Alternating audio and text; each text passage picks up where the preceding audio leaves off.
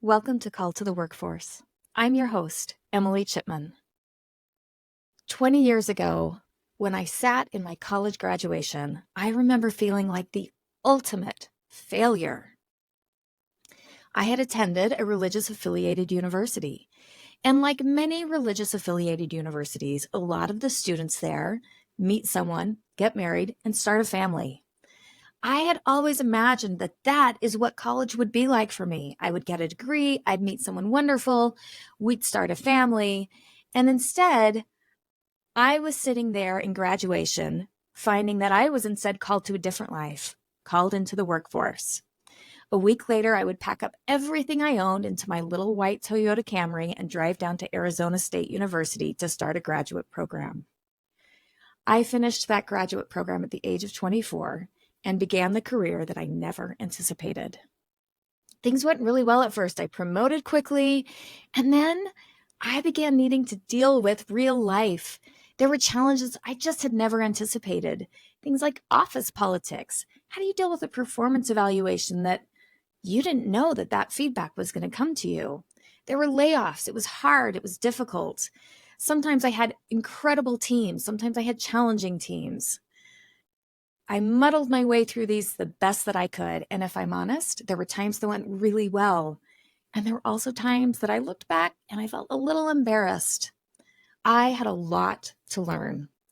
Today, I'm an internationally recognized Master Certified Marshall Goldsmith Stakeholder Centered Coach. I'm professionally accredited with the International Coaching Federation. And here's the secret. I have conducted hundreds of interviews at this point about executives and senior leaders' strengths and development opportunities. I've coached across industries. I've helped multiple people step into the CEO role. I've worked with individuals who are just getting started, people who are in middle management, and all those things that I wrestled with and had questions about.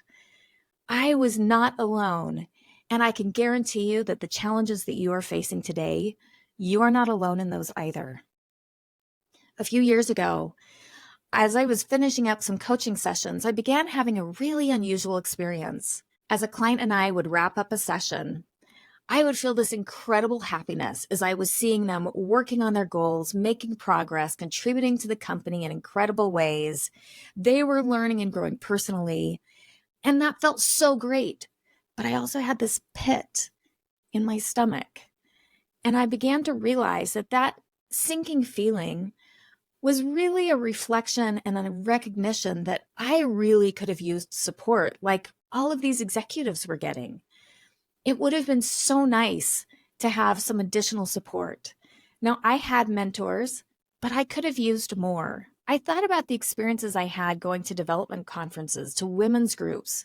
There were often wonderful conversations, there were often wonderful topics, and yet many times I left thinking, I'm not sure if I fully know what words to use or what principles to apply in my own situation. I also began thinking about something a little more personal. As a member of the Church of Jesus Christ of Latter-day Saints, twice a year I go to a conference where the leaders of our church speak to millions of members.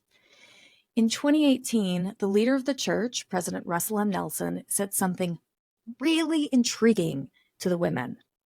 He said this: "We need you. We need your strength. We need your conviction. We need your conversion. We need your ability to lead. We need your wisdom. We need your voices." In other words, millions of women had just been invited to contribute or to develop their leadership ability, to share their voices. As I thought about all of these things, I thought, we can do something about this. Join me as I interview experienced LDS professional women as they talk about the hard-earned professional and leadership development experiences. They're going to talk about the principles they've learned. They're going to talk about, and when they can, share the words that they used. In the second third of the podcast, we're also going to learn from them about how they have learned about leadership in a volunteer or church capacity and how their faith has supported them professionally. Lastly, each guest is going to conclude with a message of hope or wisdom or encouragement so you can start your day off on the right foot. Subscribe on YouTube or on your favorite listening app. And don't forget to sign up for our podcast emails at www.calltotheworkforce.com to learn about new episodes.